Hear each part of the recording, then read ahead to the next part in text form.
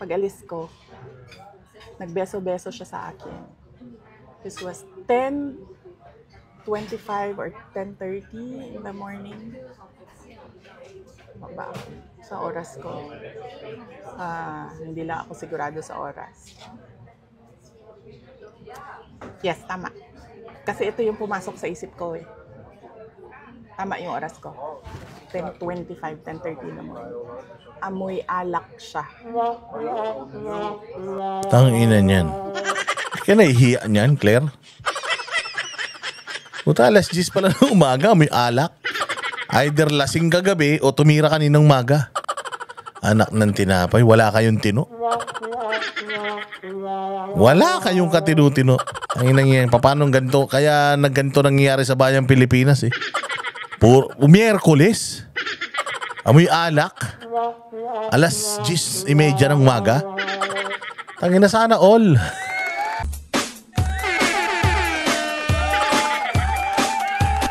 Dancing with the beat with DJ Glenn on the mix. Marcos Bangag. Oy, magandang araw mga bossing. Ito na naman ang inyong pinakapaboritong fake news peddler. Ang inyong pinakapaboritong kupal na vlogger sa balat ng YouTube, si Boss D.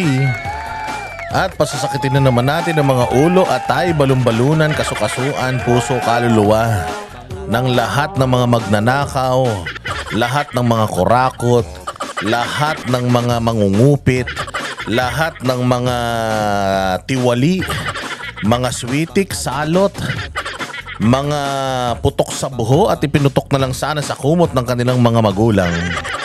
O lahat ng mga hinayupak, o lahat ng mga buwisit, surot, ipis, o na sumisipsip ng kaban ng bayan, mga demonyo, Satanas, Judas, Barabas.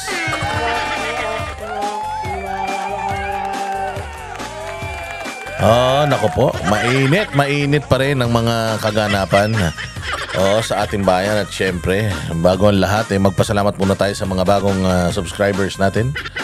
Pasalamat muna tayo sa lahat ng mga tumatangkilik sa ating kabulastugan dito sa YouTube. Mabuhay ang bayang Pilipinas. Ay lintik ang effort ng mainstream media, ng mga makakaliwa sa na mapagtakpan itong totoong issue ng bayan, which is itong kakurakutan, kamagnanakawan. Sabi ko nga sa inyo, kung yung administrasyon ng tatay ni Bongbong ay pinakamagnanakaw sa buong mundo, mukhang sa 2 taon, tatalunin niya yung mga katiwalian na nangyari nung panahon ng tatay niya, tatalunin niya sa loob ng 3 taon lang. Kala ko naman kung ano yung pagpapatuloy. Akala ko naman kung anong ipagpapatuloy mo. Yung pala, yung mga kabulastugan ng tatay mo. Walang hiya naman talaga, Diyos ko po.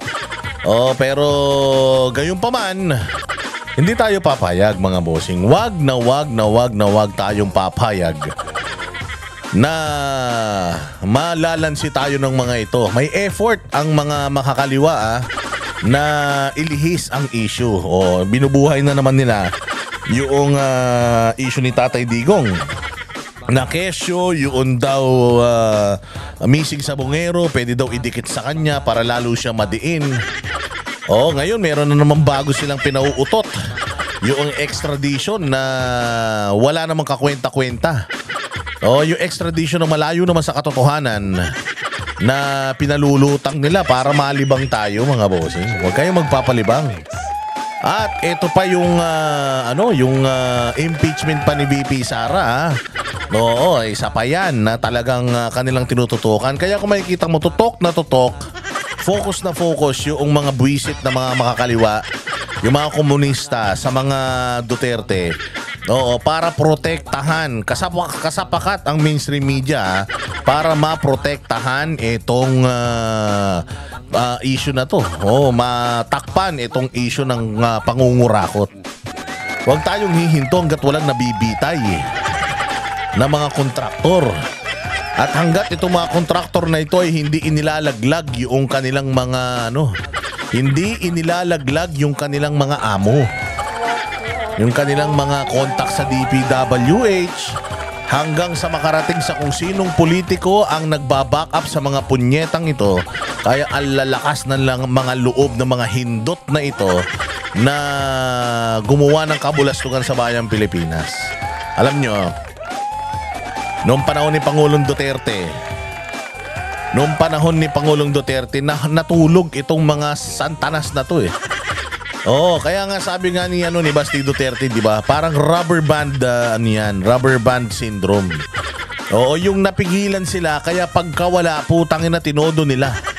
Sabi ko nga, ibang klase. Grabe ang laki ng kinuha nilang pera. Imagine niyo itong pinag-uusapan po natin, flood control project lamang ito. Meron pang proyekto sa DepEd, sa Commission on Higher Education, sa Department of Science and Technology, sa Department of Agriculture, sa Department of Tourism, sa Department of Environment and Natural Resources. Sa lahat ng mga departamento, mga bossing, may mga kontrata pa yan. Oo, may mga kontrata yan, mga bossing, diyan sa excuse me po, diyan sa mga ng gobyerno. Hindi lang DPWH, isang isang source of pagnanakaw lang to. Flood control project, isang source lang yan, marami pa. Meron pa sa DOLE. Basta lahat ng ahensya ng gobyerno may mga proyekto yan. At yung mga proyekto niyan, may mga kontrata yan. At may mga kontraktor yan. Hindi lang hindi lang dito sa construction. Maraming kontraktor sa gobyerno. Isa lang po ito at ayon kay Marcoleta, since 22, 23, 24 hanggang ngayon 2025. Hanggang 2025, 3 taon, 23, 24, 25 mga bossing. Etong sa flood control alone, 1 trillion na. 1 trillion. Paano pa kaya yung mga pagpapatag ng mga kalsada? Yung mga pagsisimento ng mga bako-bako, yung mga dating lupa ng mga kalsada. Aside from that, meron pang construction ng mga paaralan, ng mga additional na mga classrooms. Aside from that, procurement ng mga upuan sa eskwelahan at kung ano-ano pa, napakadami nito. Kaya sabi ko mapapagod si Bongbong Marcos kakaikot kasi ito palang flood control project nakakalbo na siya eh. Napapanot na siya kakaikot, kakahanap ng wala naman na alam naman niya yan. Noon pa sinabi sa kanya, sinumbong na sa kanya ni Inday Sara, hindi pa rin niya pinakinggan. Diyos me. Kaya ayan, sabi kaya babantayan natin lahat yan. Huwag tayong titigil, tututukan natin yan. Sabi ko nga, paatras tayo. Kaya tayo paatras kasi puro magnanakaw eh. Yung mga nasa gobyerno. Sana may makita man lang tayong isang ibitayin na mga nakawatan sa Pilipinas. Kaya nga maganda yung panukala eh. Nabitayin lahat ng mga plunderer sa bayan. Kaya lang, ayaw naman nila pumayag. Ayaw pumayag ng ilang mga congressman. Ayaw din pumayag sa drug test. Anak ng tinapay yan. Ano na lang? Tanginan yan, pasok kayo ng pasok sa larangan na kayo ang namumuno eh. Tapos kapag yung mga nasasakupan ninyo may nire-request sa inyo harang kayo ng harang. Nayupak na yan. Diyos ko, simulan na natin kagad para mabilis ang mabilis ang ating mga balitaktakan. Diyos ko po, anong nangyari rito kay Richard Gomez? Parang anong nangyari rito kay Richard Gomez? Bakit parang biglang nagbago yata ang ihip ng hangin? Bakit biglang inaaway ni Richard Gomez yung gumagawa ng maganda? Oo, kasi tandaan ninyo, si Richard Gomez noong matatapos na yung kanyang pagka-congressman. Oo, kunyari bumabanat-banat 'yan sa mga kalaban ng mga Duterte sa Kongreso. Kunyari, hindi pumirma-pirma kay BP Sara. Oo, yung pala gusto lang manalo. Nung nanalo, biglang parang bumaliktad na yata. Ewan ko kung bakit. At ngayon, nagbago na tono. Oo, bumoto kay Matakim, hindi ka pumirma sa impeachment ni BP Sara. Alam naman natin impeachment na yan, pakanayan ni Martin Romualdez. Tapos, bumoto ka kay Martin Romualdez. Pwede ka naman hindi bumoto di ba? Kasi dami namang hindi bumoto, ang dami naman nag-abstain. No, pero bakit bumoto ka? Ayun na. Kaya naman pala. Siya pala ang bagong aw-aw diyan sa Kongreso. Ano ko lang kasi sa kapisanan ng mga social media broadcaster, social media personal, kasi MBPI. Diyan sa Maynila, isa yan sa kinover namin, KSMBPI, kasi kami member ng KSMBPI so kinover namin yung grupo ni Magalong patungkol sa mga mayors na mayors for good government. Ganun yata yun So itong mga mayor na ito ay gusto nilang magkaroon ng accountability, gusto nilang magkaroon ng transparency, at gusto nila ng magandang gobyerno para sa Pilipinas. So since then, etong si Magalong, na siya, very vocal na siya sa lahat ng mga kakurakutan, issues na kinakaharap ng mga munisipalidad. Isa sa mga binunyag niya noon is yung kontrata sa rock netting. Rock netting, binunyag niya yan noon. Panahon pa lang, hindi mo matatawaran ang pagmamahal sa bayang Pilipinas nito ni Magalong. Kung matatandaan ninyo, si Magalong supposedly naka-line up yan para sa PNP chief. Pero nung siya ang inatasan para mag-imbestiga sa mamasapano, sinabihan siya na iiwas yung investigasyon kay Pinoy. Pero pinili niya yung karir o yung katotohanan. Kasi napakaganda ng sinabi ni Magalong Kasi yang karera, yang pagiging PNP chief, sabi niya, may katapusan yan. Totoo yun. Yung pagiging PNP chief, meron yun katapusan. Na kung ipinagpalit niya yung kanyang kaluluwa para dun sa PNP chief, pag nag-retire siya, hindi na siya PNP chief. Pero nung pinili niya yung kanyang kaluluwa, yung pinili niya yung kanyang prinsipyo, kahit hindi siya naging PNP chief, nung nag-retire na siya, or nung maaga siyang pinag-retire, yung prinsipyo niya at saka yung kaluluwa niya intact at madadala niya yun hanggang kabilang buhay.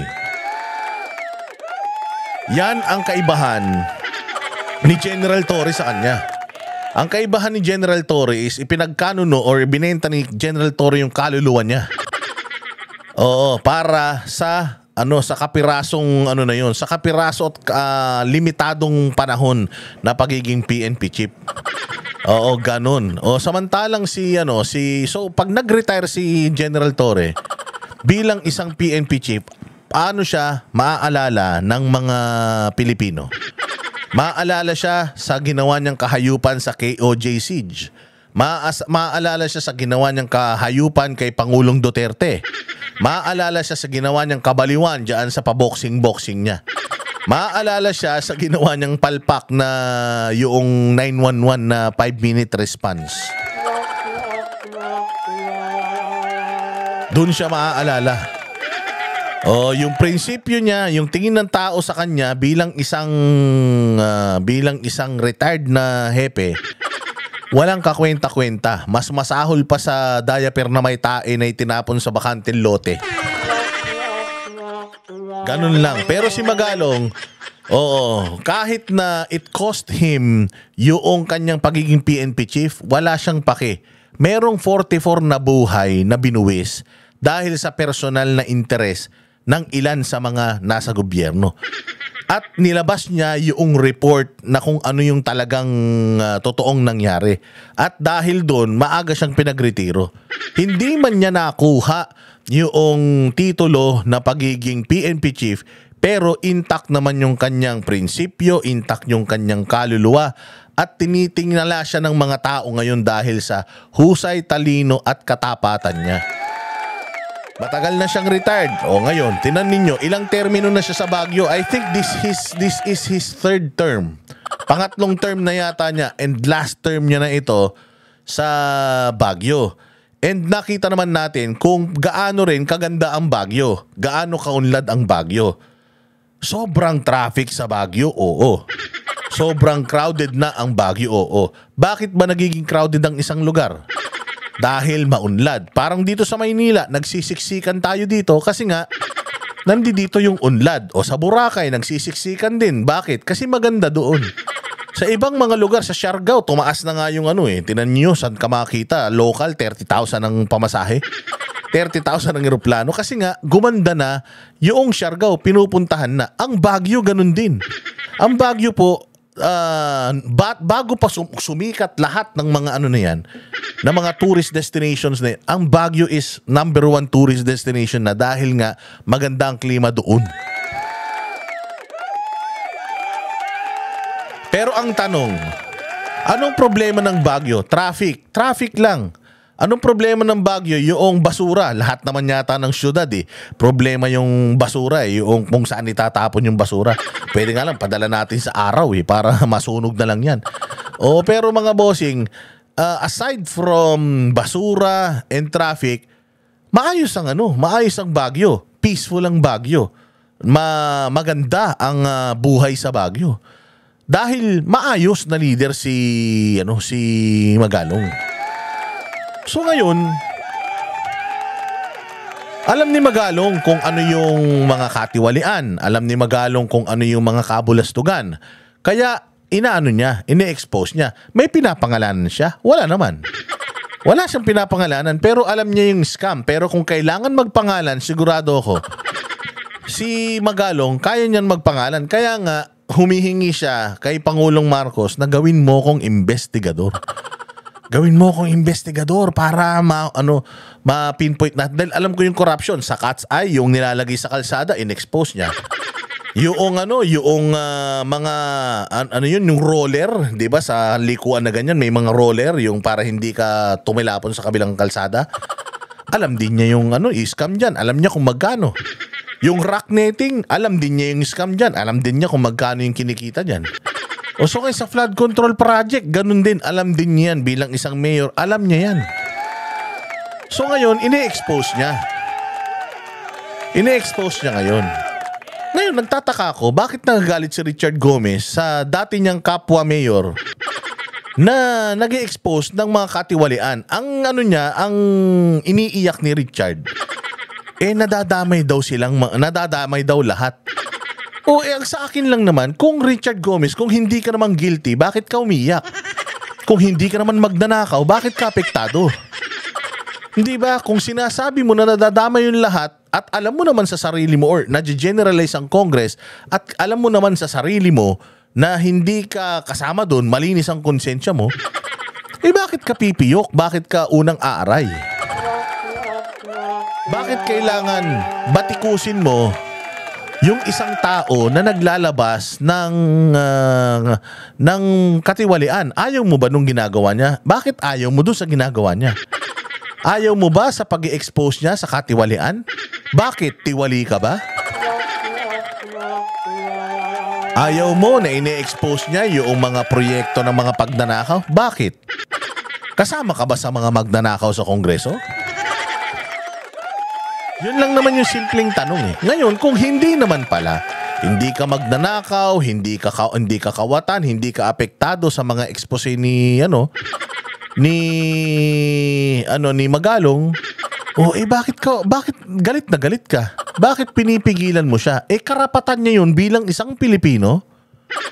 Karapatan niya yun bilang isang Pilipino, lalo na halal siya ng taong bayan, na sabihin sa mga Pilipino, ganito tayo ginagago netong mga nasa gobyerno. Ngayon, kung ikaw hindi ka naman tarantado, hindi ka magnanakaw, hindi ka kawatan, hindi ka apektado, bakit ka nagpapa-apekto? Pakinggan natin itong balitang ito. Si late Representative Richard Gomez laban sa umano'y mayor na sumasakay sa issue ng flood control projects. Dinadamay daw kasi nito ang buong Kamara sa kanyang sariling pagkukulang. Dinamay daw ang buong Kamara sa kanyang sariling pagkukulang. Si Magalong, lagi niyang sinasabi sa kanyang mga interview, hindi lahat. Meron dyan matitino. Hindi lahat, pero meron dyan mga tarantado talaga. Richard, kung kasama ka dun sa matitino na sinasabi niya, bakit galit na galit ka? Ganun lang yun Magagalit ka lang kung apektado ka. Bakit ka maapektuhan? Hindi ka naman pinangalanan. Yan ang agenda report ni Dobby de Guzman. Sa pagsingaw ng anomalya sa flood control project, Tsaka, yung mga sinasabi man ni Magalong hindi totoo. Totoo naman, di ba? Meron ba talagang corruption doon? Meron naman talaga, di ba? O anong kinakagalit mo, Goma, Richard? Anong kinakagalit mo?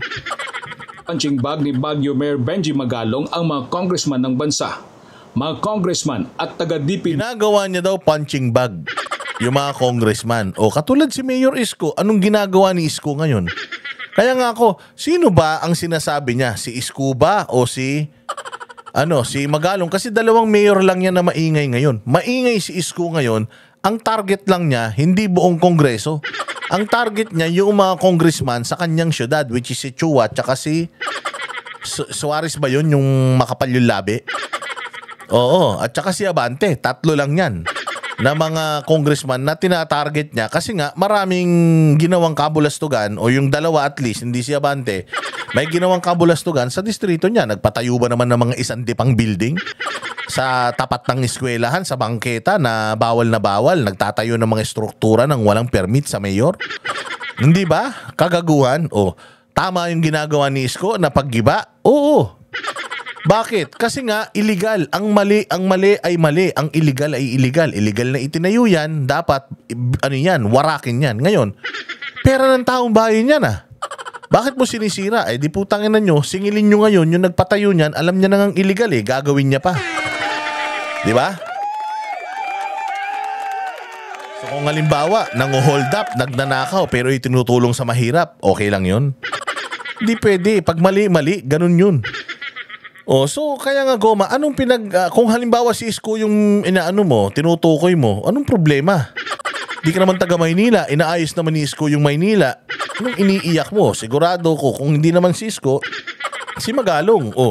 Bakit mo pinoproblema yung probinsya niya? Hindi naman niya pinoproblema yung probinsya mo. Ang ini-expose naman ni Magalong yung mga katiwalian sa mga proyekto ng gobyerno. Ngayon, kung apektado ang Congress, dilinisin yung Congress. Diba? Ikaw bilang isang congressman, kung malinis ka, makisama ka sa pag-expose para mawala yung mga satanas sa Congress.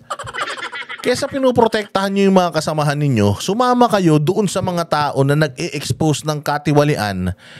Kung matino ka, yung mga kasamahan nyo dyan na tiwali, i-expose nyo para maubos yan. Bakit pinagtatanggol mo?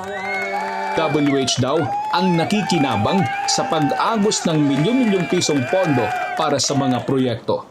Usually ang nagdidesisyon niyan yung politiko, yung congressman. Kasi siya yung naghanap ng pondo, siya rin ang didikta. And usually, pag siya ang didikta, yung paborito niyang congressman, kung ay paborito niyang contractor, kung hindi siya ang contractor. Sinong tinitira dito? Sinong tinitira ni Magalong? Yung mga congressman na tiwali, yung mga congressman na may mga paboritong contractor, at yung mga congressman na contractor. Anong epekto sa nun, Richard? Kung wala ka doon sa mga yon, makakatulog ka na mahimbing. Di ba? Kung hindi ka involved sa katarantaduhan dyan, putak ina, wala kang kaproblema. Bakit ako maiinis, magagalit sa isang bagay na hindi naman para sa akin? Di ba? Again, ni latest Tinan mo, why is this mayor making so much noise? Kasi nga, maraming magnanakaw. Tinanong mo pa. Why is this city mayor making so much noise? Kasi nga, ang daming kawatan. Nakita na nga doon sa Senado sa hearing na may mga katarantaduhan. Si Bongbong Marcos na nga nakaadbisto na mayroong mga ghost projects. Umamin na nga yung DPWH. Anong sinasabi mong why is the city mayor making so much noise? Nag-iingay si Magalong kasi nga gusto niya ng maayos na Pilipinas. Ikaw ba, Richard, ayaw mo nun? Ayan, it doesn't surprise me anymore that this so-called clean mayor is throwing accusations of corruptions at us congressmen. Hindi, sinabi nga niya hindi lang marami na mga congressman na matitino. Si Pulong Duterte na galit. Si Harold Duterte na galit. Si si Omar Duterte na galit. Si Ungab na galit. Si Gloria na galit. Sino pa ba yung anak ni Marcoleta nagalit? Di naman sila nagagalit kay Magalong. Bakit? Kasi nga hindi sila sangkot sa mga katarantaduhan diyan. So kung hindi ka sangkot, dapat hindi ka maproblema. Corruption has become the easiest issue to ride on nowadays. Natural. Easiest issue? Easy ba yan sa'yo? Let's be honest, I don't think this is all about corruption. Ano pala?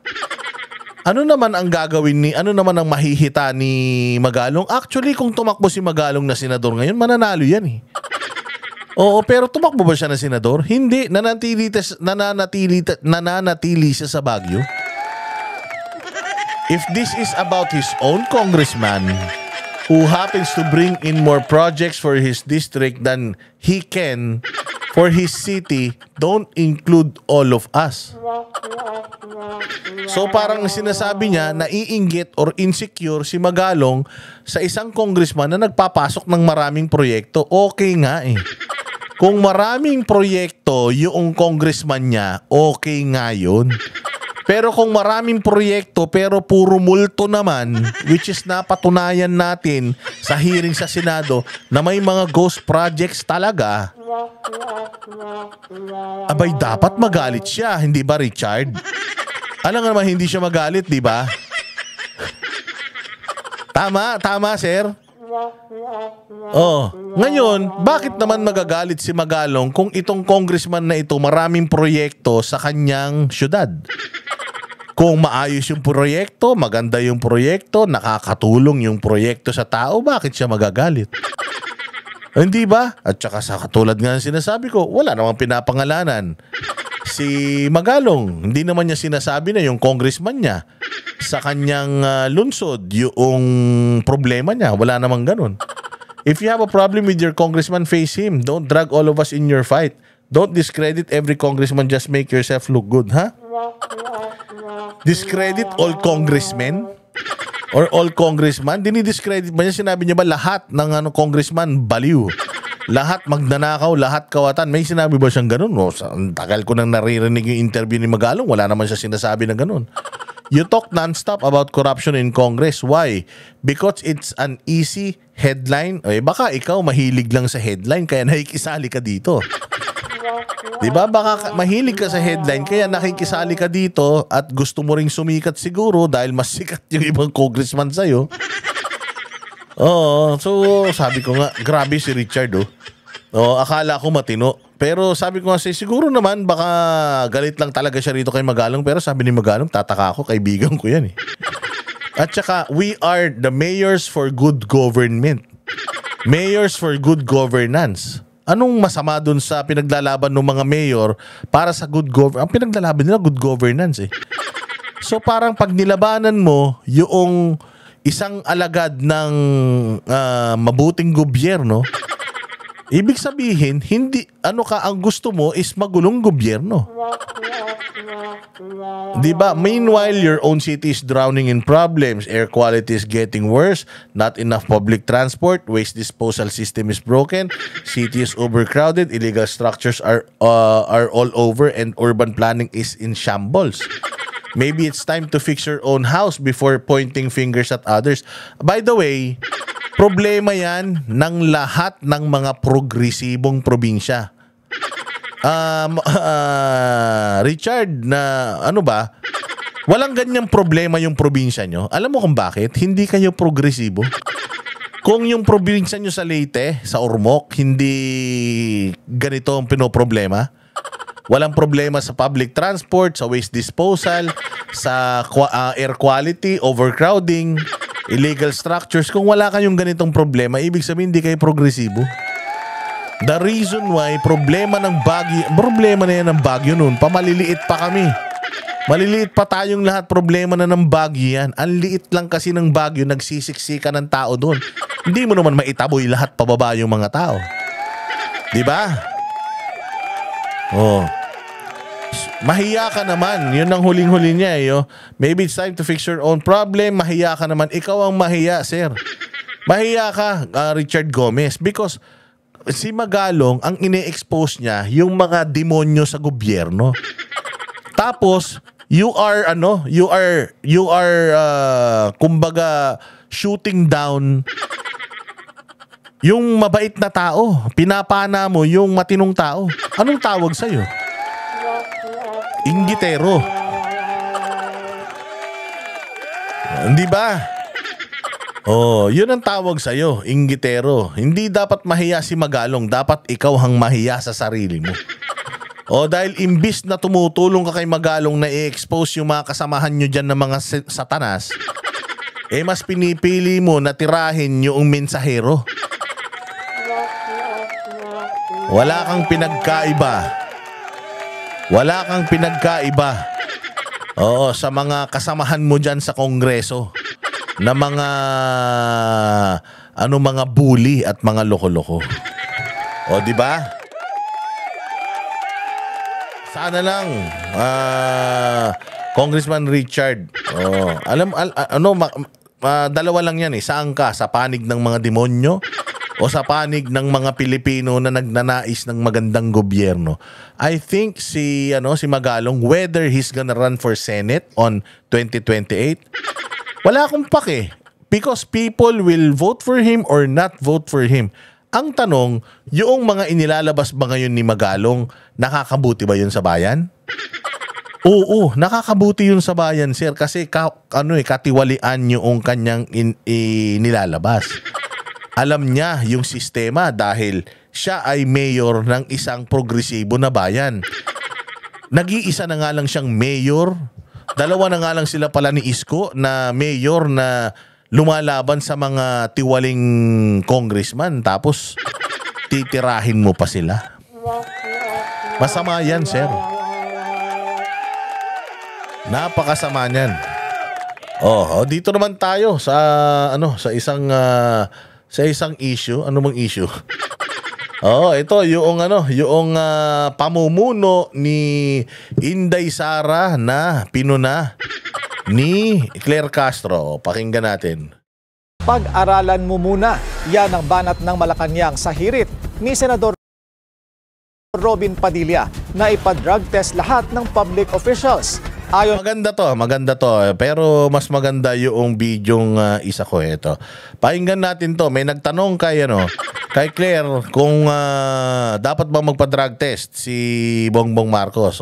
For Robin Padilla, naghain po siya ng panukalang batas. Ayan, si Robin Padilla naghain ng panukalang batas. Ano yung panukalang batas ni Robin? Lahat mandatory magpa-drug test. Maganda ba yun o hindi?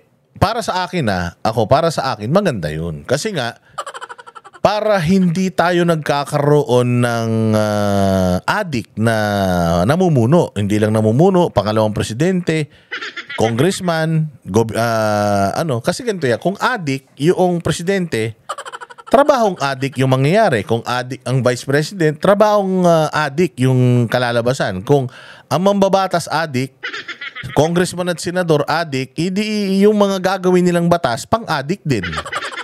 Hindi ba? So para sa akin, dapat kung ikaw ay congressman, kung ikaw ay senador, kung ikaw ay vice president at kung ikaw ay presidente, dapat mapatunayan mo na karapat-dapat ka sa posisyon. 'Di ba? Dapat talaga hindi ka adik at hindi ka lasenggo.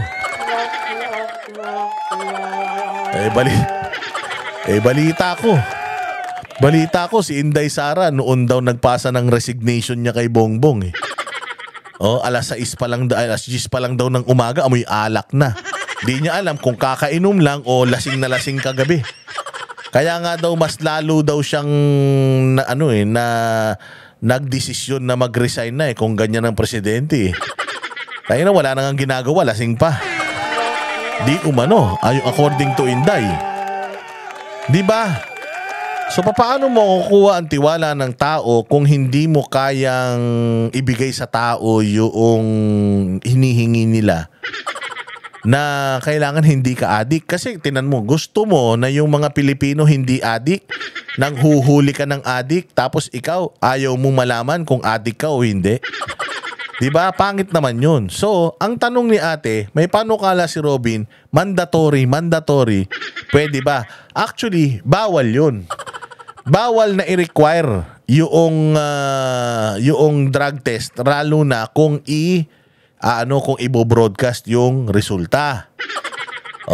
Kasi tayo sa private sector, ano ba yung mga kailangan ng drug test kapag kumukuha ka ng PTC? Permit to carry at saka ng LTAP, yung license to own firearms, hindi ba? So kung mag-a-apply ka ng mga ganyan, kailangan mo magpa-drug test. Mandatory yun. Okay lang na i-mandate ka na undergo ng drug test kung hindi naman ilalabas sa publiko yung resulta mo. Kasi nga, pribado ka, hindi naman ilalabas sa publiko. Although, nag-apply ka, nagpa-drug test ka, nag-fail ka, hindi ka lang makakakuha ng lisensya, pero hindi naman yan ibo-broadcast sa buong Pilipinas. Kasi kapag ka taga-gobyerno at yan ay nagpa-drug test at nag-positive yan, syempre, halimbawa, ako, tumatakbo ako sa senador, biglang hindi na ako tumatakbo ngayon. Magtatanong ang tao, ba't hindi ka tumatakbo? Hindi ba? Ba't hindi ka tumatakbo? Kaya ka hindi tumatakbo kasi hindi ka pasado sa drug test. Kasi nga, kapag ka taga-gobyerno, kailangan ipakita yung resulta. Di ba? Yun yung bawal na bawal. Privacy kasi. Totoo naman yun. Tama naman yun. Hindi talaga maganda yung ganun.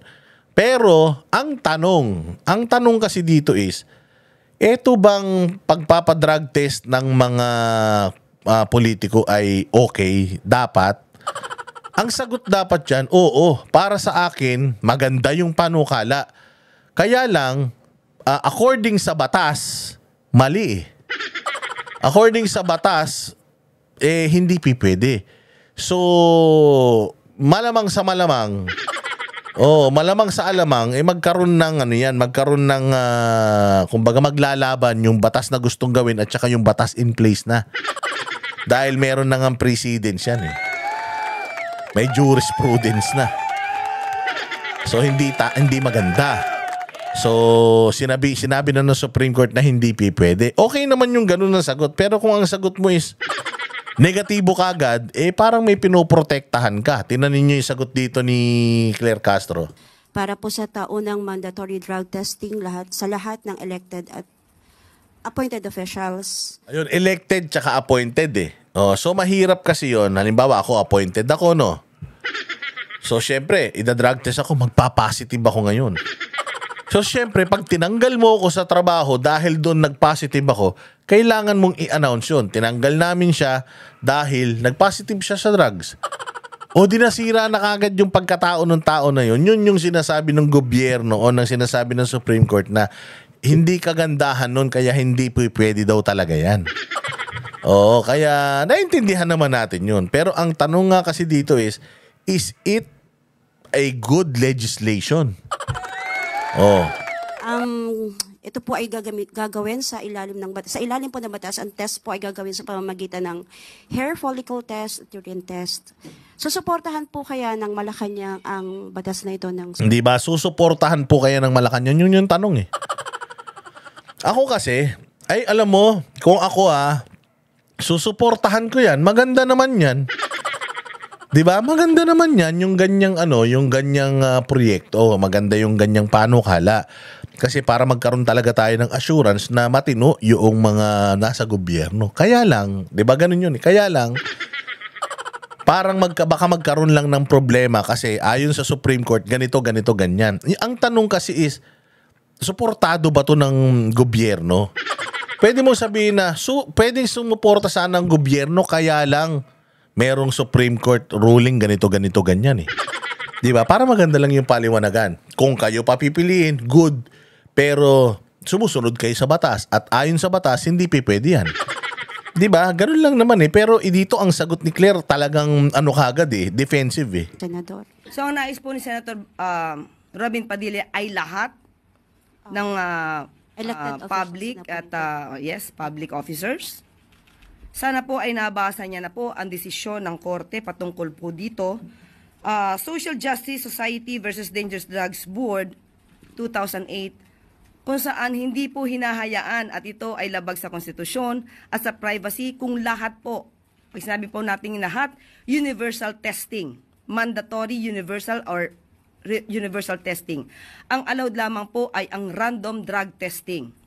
So baka magsayang lang po ng oras at pera pondo si Senator Robin Padilla. At Di yun ang tanong eh. Ang tanong nga, tanginan to, napakaboba kasi nito. Kinginan to, lahat na lang kasi makadepensa lang. Hindi na iniintindi yung tanong. Abogadong tanga talaga eh. Ang tanong nga, suportado po ba ito? Di ba yung panukala, suportado? Pwede mo naman sabihin na suportado namin, kaya lang baka hindi kasi lumusot yan. Kasi according to this law, according to this jurisprudence, hindi pwede yan. So, ganun sana. Hindi mo sinagot yung tanong eh. Alam mo kung ba't hindi sinagot yung tanong? Alam din naman ito ni Claire na puta yung amo niya may something. Style mo bulok. aralin po muna niya po ang nais niyang gawing batas. So ma'am, clarification lang po. Sinasabi niyo po na hindi po kayo pabor. Ayun, hindi ba kayo pabor? Kung hindi kayo pabor, putang ina, baka mga addict kayo dyan. Yun lang naman yun eh. Hindi ba? Tinan mo, magigising siya sa sagot. I mean, Hindi ko sinasabing hindi pabor. apo. Yan ay labag sa batas. Hindi ba? Pwede ka naman kasing pumabor. Tanong ba is pabor po ba kayo doon? Ang sarap naman kasi para sa isang Pilipino na oo, pabor ako sana doon. Maganda naman sana yun. Kaya lang, hindi yun papayagan ng batas eh. Kaya pwede naman ganun eh. Claire, di ba? Gag. Saka natin ngayon i-play itong itong video na to kasi kasama dito yung kay Inday Sara. Kasi sa palasyo, labag ito sa batas. Nagbabalik si Ivy. Sa senador, mag-aral muna. Ito ay labag sa konstitusyon at sa privacy kung lahat po, pag sinabi po natin lahat, universal testing, mandatory universal or universal testing. Ang allowed lamang po ay ang random drug testing. So baka magsayang lang po ng oras at pera, pondo, si Senator Robin Padilla. Aralin po muna niya po ang nais niyang gawing batas. Hindi naman daw tutol ang palasyo sa suhestyon ni Padilla, pero batas na mismo ang nagsasabing hindi ito pwede. May banat din ang Malacanang kay Vice President Sara Duterte na ngayon binabatikos ang Department of Education. Ayon kay VP Sara na dating nagsilbing Deputy Secretary, nahuhuli na ang Pilipinas pagdating. Dito na naman, nagalit na naman siya. Pinupunan niya yung pamumuno ni Inday Sara. Ang sabi ni Inday Sara sa mga taga-Kuwait, late tayo. Totoo naman. Magagalit ka ba na sabihin na late tayo? Late talaga tayo. Nasa talaga tayo? Nasa dulo talaga tayo eh. Sisisi mo kaya yung education system sa Pilipinas, sisisi mo sa 2 taon ni Inday Sara? Gago. Yung education system natin, dates back to yung mga sinauna pa. Hindi talaga tayo nag-improve. Magtataka ka ba? Hindi nag-improve yung mga estudyante natin. Putang ina nyo. Pataasan na nga ng building sa ibang bansa eh. Dito sa atin sa Pilipinas, puta, kita mo yung kita mo yung construction sa atin. Walang cement, walang bakal. Yung ginagawang mga flood control. Dahil puro tarantado tayo. Ganito sa Pilipinas, dahil nga puro pagnanakaw ang ginagawa ng mga nasa gobyerno. Wala nang programang matino na inaipatutupad para sa mga estudyante dahil mga magnanakaw yung mga nasa gobyerno. Noong panahon ni Inday Sara, ano yung mga naipasa niya? Naipasa ni Inday Sara nung panahon niya yung sa mga teacher. Tinanggal na sa kanila yung mga task na administratibo. Nagkaroon pa na sila ng bakasyon. May mga naipatupad ang Department of Education. Ano pa? Galing tayo sa pandemic, transition na face-to-face ni Inday Sara. Ang ganda nung ginawa niya, di ba? Talagang hinarap niya yung pandemya. From yung bobo, naging bobo mga estudyante talaga dahil diyan sa diyan sa yung yung nung pandemic kasi hindi pumapasok sa eskwelahan eh. Homeschool. 'Di ba? Home learning, 'di ba? Ganun ang naging setup. Ang sumasagot ng mga test ng mga bata, mga magulang eh. Walang bumabagsak, 'di ba? Lahat nga may honor eh. Putang ina niyan. Dati sa classroom namin, 10 lang yung may honor eh. Ngayon lahat may honor. So nung umupo si Inday Sara, hinarap niya 'yun. 'Di ba? Kahit kulang yung mga classroom, hinarap niya 'yun. Nag-full face to face siya. Walang problema. Inayos niya pa nga yung yung curriculum. Inalign niya yung K-12. Tapos tinanggal niya yung mga, 'di ba, nag-implement siya ng mga bagay-bagay na para yung mga bata focus lang sa pag-aaral. Ano pa?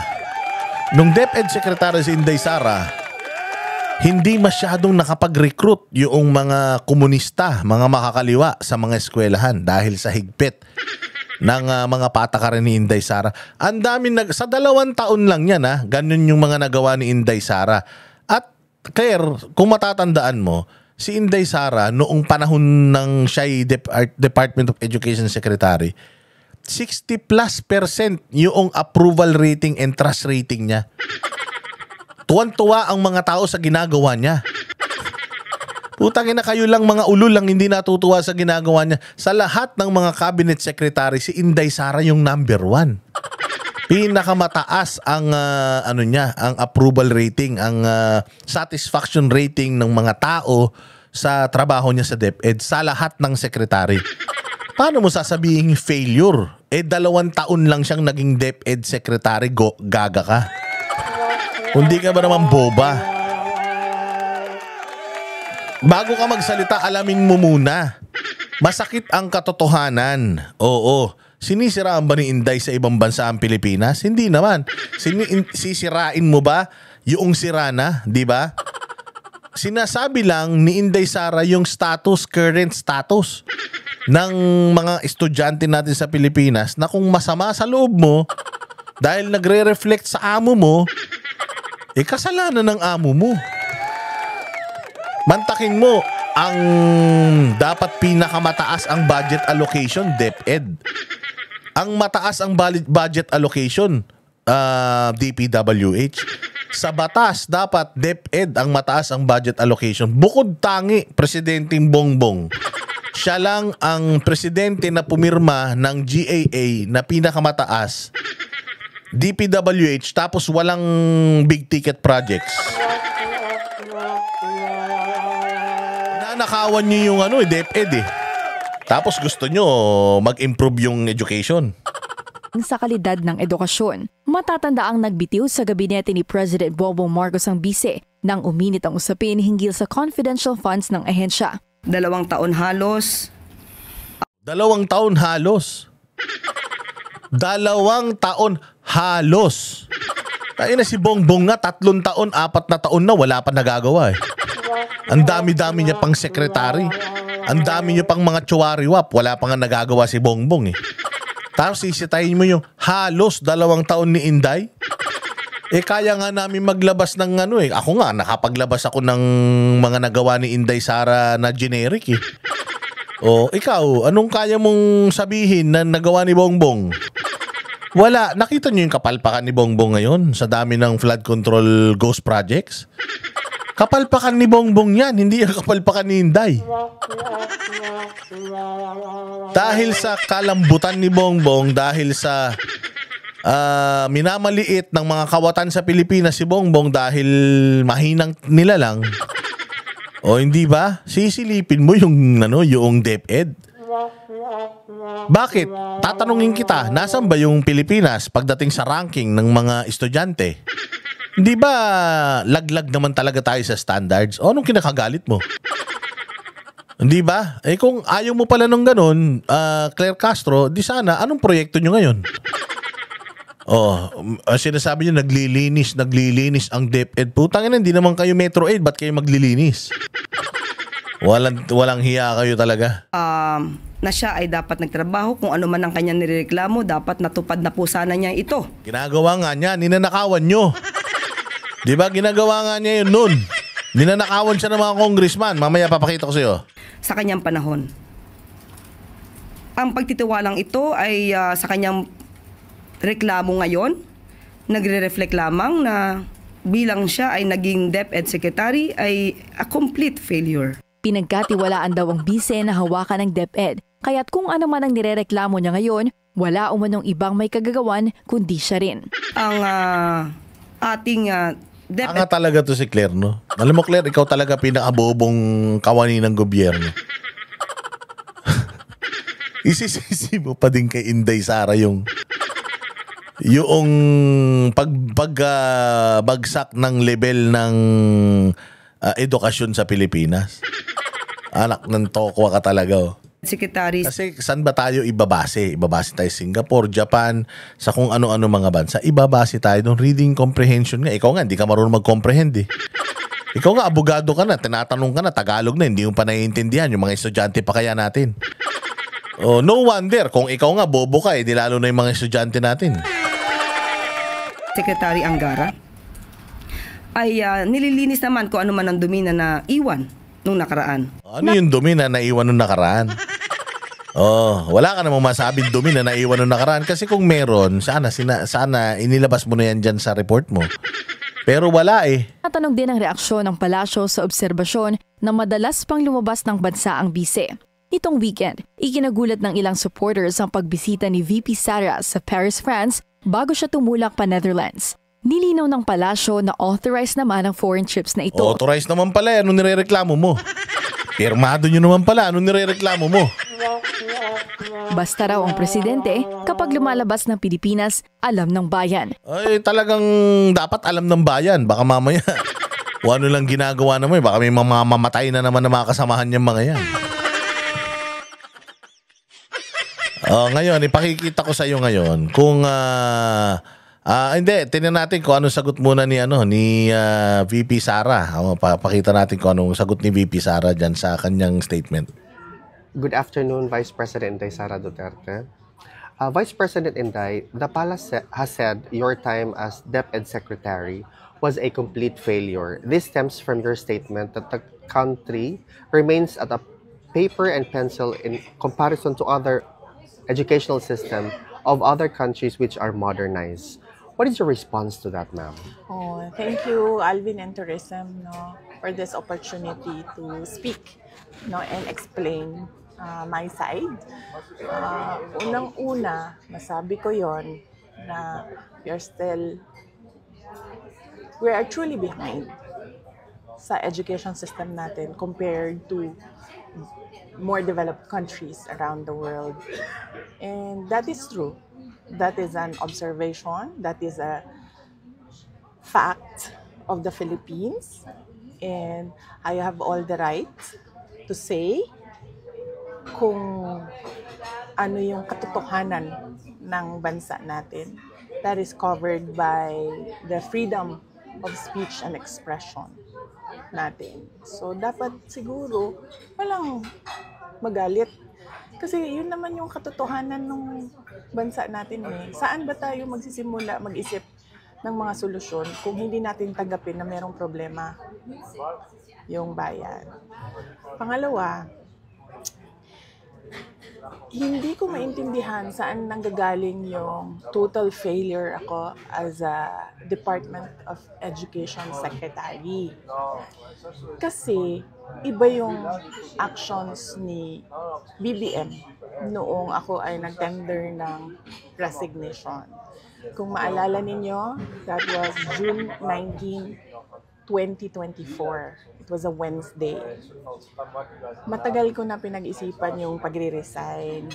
Inisip ko na kapag mag-resign ako, habang nasa administration ako, inaatake ako. Pag nag-resign ako, dodoble yung atake sa akin. Posibleng mag-file ng impeachment case sa akin dahil September 2023 pa lang pinag-uusapan na yon. So, matagal ko na hawak-hawak yung resignation letter na yun. Matagal akong pabalik-balik sa Malacanang, pero hindi ko talaga pa naibigay. Pero nung June 19, 2024, dun ko na isip na yun ang pinakatamang panahon na ibigay ko na yung irrevocable resignation ko. Kasi merong meeting sa Malacanang about opening of classes na hindi naman dapat na umaabot sa level ng Pangulo, pero meeting ko no para sa kung kailan magbubukas ang klase. So after nung meeting, mag-request ako kay President Marcos if I can have a few minutes of his time. Meron lang akong ibigay sa kanya na sulat. So, ang ginawa niya, sinabi niya, so ano kasi yun? Meron silang reception area, tapos papasok ka sa isang room. Doon sa room, doon ginagawa yung meetings nila. Merong conference table. Tapos, pinapasok niya ako sa isa pang room, doon sa loob. Nagmuka siyang office na may table, may office table, may lounge, merong living room. Doon niya ako dinala. Meron pa isang conference table. So, tinanong pa nga niya ako hindi ka pa nakapasok dito? Sabi ko, hindi. First time ko ito nakapasok dito. Tapos nagkwento pa siya na, nung panahon ng tatay ko, parang kung saan nag-gather ang mga tao. Tapos, gusto niya daw yung view na yon doon, kaya ginawa niyang office. Sabi ko, okay. Gumanon lang ako. And then, sinabi ko na sa kanya, may dala ako na letter, ibibigay ko sa'yo. Tapos, binigay ko sa kanya. And then, nung binasa na niya, ang sabi niya, why? Why? Tanong siya sa akin, bakit? Tapos sinabi ko sa kanya, ayoko na pag-usapan kung bakit ako mag-resign. Para sa akin ba, kailangan pa ba itanong yun? Hindi mo ba nakikita kung ano yung ginagawa ninyo sa akin? O parang hindi naman ako masokista na aatakihin ninyo ako nang aatakihin habang nagtatrabaho ako para sa inyo, and to think na the Department of Education was the department that was delivering results sa administration. So hindi na ako sabi ko ayokong pag-usapan. And then sabi niya, he tried to ask me to stay. Tapos sabi ko, ayoko na. And then, ang sunod niyang ginawa, inofera niya ako, may gusto ka ba na posisyon? Sabi ko, wala akong gustong posisyon. Tapos, ang sunod niyang sinabi sa akin, pwede ka bang tumulong sa midterm elections para sa mga senators? Ang ina, satanas talaga. Inang-inan to. Sobrang demonyo, no? Mantakin mo, tinatarantado nyo yung tao. Tapos, dahil malapit ng mag-eleksyon, gusto nyo, tulungan pa rin kayo nung taong tinatarantado nyo. Pukin ang ina yan. Gago talaga, no? Oo. Miski ako nagulat na pa, ay na yan, ganun ka demonyo. O, di ba? Parang ninakawang ka na, inutangan ka pa. Antindi. Sabi niya, kasi di ba yung hugpong ng pagbabago, kasali naman yun sa unit team noon. Gumanon siya. Sabi ko, hindi ko, pag-iisipan ko, pero wala pa akong plano para sa 2025 midterm elections ng senators. So, clearly, lahat ng attempts niya to make me reconsider my resignation, na sinabi niya, magstay lang ako as Department Secretary o DepEd, na sinabi niya, gusto ko bang lumipat sa ibang posisyon, sabihin ko daw sa kanya, na sinabi niya, pwede ba akong tumulong sa midterm elections ng 2025. So, hindi iyon actions ng taong tumitingin as failure ako. Action yon ng taong tumitingin na kailangan niya yung trabaho. Claire, makinig ka. Tangina, boba ka kasi mag-analyze. Oo, saan ka nag-aral? Sa recto ka yata nagtapos eh. So, hindi ko alam saan nagagaling yung sinasabi nilang failure ako as a Department of Education Secretary. At ang clincher dito, hindi yun eh. Hindi yung Eto na. gusto Eto niya na. akong manatili at magtrabaho para sa kanya sa administrasyon. Yun yung pag-alis ko, nagbeso-beso siya sa akin. This was 10:25 or 10:30 in the morning. Baba ako sa oras ko. Hindi lang ako sigurado sa oras. Yes, tama. Kasi ito yung pumasok sa isip ko eh. Tama yung oras ko. 10:25, 10:30 naman. Amoy alak siya. Tangina niyan. Kaya nahihiya niyan, Claire. Puta, alas 10 pala ng umaga, may alak. Either lasing kagabi o tumira kaninang maga. Anak ng tinapay, wala kayong tino. Wala kayong katino-tino. Ang inang paano ganito? Kaya nagganto nangyayari sa bayang Pilipinas eh. Miyerkules. Amoy alak. Alas 10:30 ng umaga. Tangina, sana all. At kung ako ang pahulain, kung ano yung alak na yon, whiskey. Pero, hindi ko naman siya nakita nag-inom ng whiskey. Nakikita ko siya lagi umiinom ng champagne. Pero amoy alak siya at 10:30 in the morning. Doon na-confirm yung decision ko na mag-resign. Di ba? Nakakadiri. Di kayo nahihiya niyan? Alas 10 ng umaga. Amoy alak na. Kaya wala nangyayari sa Pilipinas dahil sa ganyang kabulastugan. Ay, Diyos ko po. Oh, ito, Claire, para lang sa sa katinuan mo. Oh, ito yung Halimbawa, interview. Oh, yan yung taong interview. 2024. Oh, yan yung interview ni VP Sara. Oh, yan yung unang-unang in-expose niya yung Congress. Oh, yan ha. Kung bakit ito ang rason kung bakit late ang utak ng mga estudyante natin. Kung bakit mas mahina ang mga estudyante natin kaysa sa ibang lugar. Bakit? Tanginan yan. Pera ng mga estudyante, ninanakaw pa ng mga nasa gobyerno. VP Sara Duterte, kinuha nila yung budget ng DepEd. At isa yan sa mga rason kung bakit ako nag-resign sa Department of Education. Hindi niya kayang sikmurain na ginagamit yung ahensya ng gobyerno, lalo yung mga kabataan, para lagyan ng pera tapos kamkamin kalaunan. Makinig ka dyan, Claire Castro, para alam mo kung yung totoong nangyayari. Hindi yung tanga-tangahan ka, tanga ka na nga eh. Nagtatanga-tangahan ka pa. Kung makikita nyo, ang approved na budget ng Office of the President para sa classroom construction ay 19 billion. Noong lumabas na ang House version ng Appropriations Bill, ay naging 24 billion ito.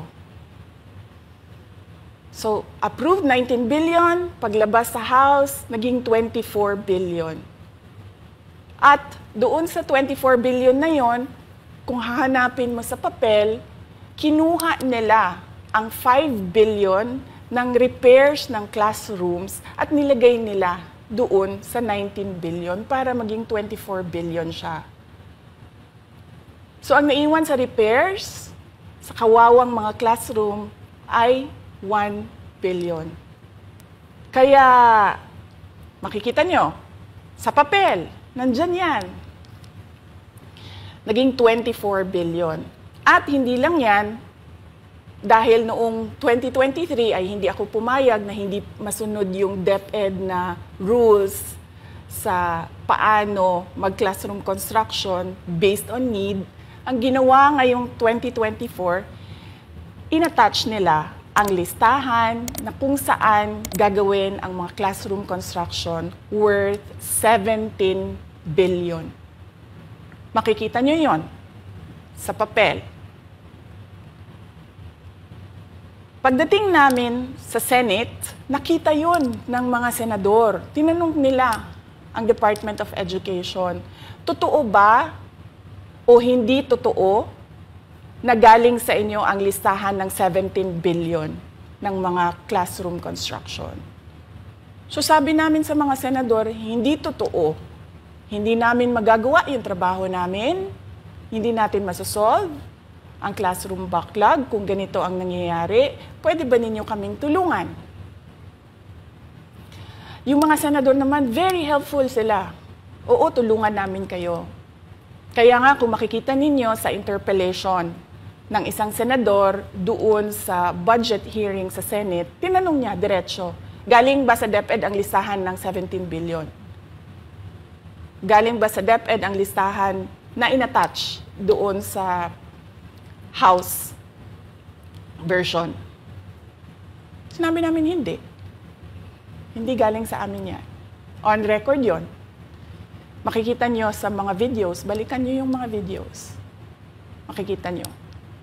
Yes, my concern, Madam Chair, Mr. President, under the GAB, I observed that there was an increase in the budget for the construction of new classrooms from 19.6 billion to 24.6 billion. However, this is my concern which hindi ba? Yan yung sinasabi natin, Claire. Lahat yan may mga records, lahat yan may mga video, lahat yan may mga transcript. Hindi yung salita ka ng salita, wala kang pinaghuhugutan. Dahil lang bayad ka ng mga amo mo na pera din naman ng taong bayan yung pinangpapalamon sa'yo, basta ka na lang makasagot, makadepensa, para kang aso. Hindi ka nga lang attack dog eh. Security guard ka pa. Walang hiya naman, no, Claire Castro. Ito yung gusto mong ito yung gusto mong maalala sa'yo ng tao. Kung gaano ka kawalang kokote. Anyways, ito yung sinasabi natin na nakakahiyang part. Yung nakakahiyang part is yung ating presidente. According to Inday Sara, alas 10 pa lang ng umaga, alas 10:30 ng umaga, solved na. Mapapasana all ka na lang. Habang naghihirap ang mga Pilipino, habang ninanakawan ng mga Pilipino, habang tinatarantado mga Pilipino ng mga kontraktor at ng DPWH, yung presidente nyo, tipsy na. Sana all. Diba? Proud kayo? Anyways, i-debunk nyo yan. Ganun lang naman yan eh. Your words against mine. Hindi naman nagsasalita presidente. Ang sumasagot naman yung aso. Anyways, ayan mga bossing. Sana naging naging makahulugan itong ating talastasan. Maraming salamat sa mga nagla-like, nagsi-share, nagsusubscribe. Siyempre, yung mga hindi pa nakasubscribe, subscribe na sa ating channel. Mabuhay kayo. Maraming salamat mga bossing sa inyong pagtangkilik. Kita-kits ulit tayo sa susunod na vlog. Kami ang boses ng masa, hindi natatakot.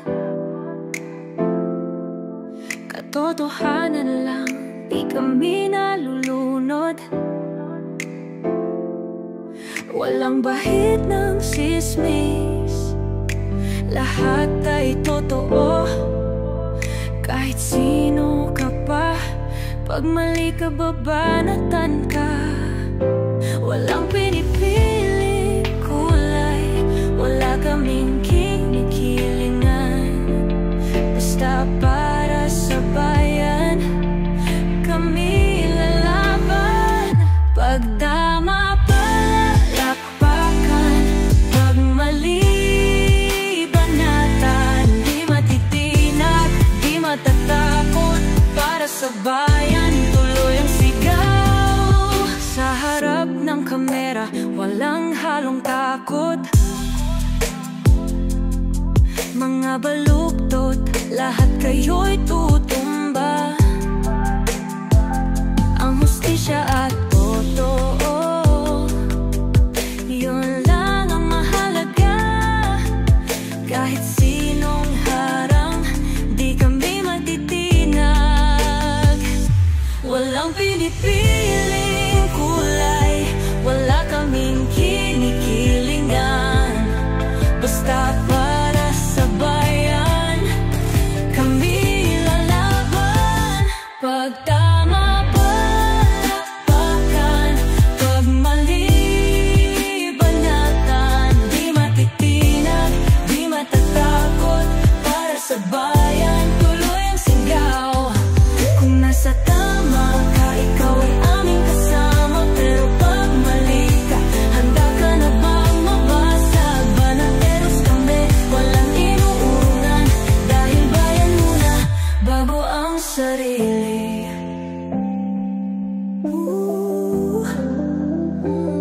Bago ang sarili.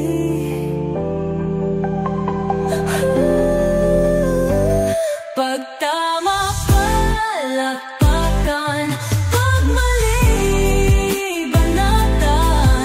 Banateros ang sigaw, katotohanan ang laban.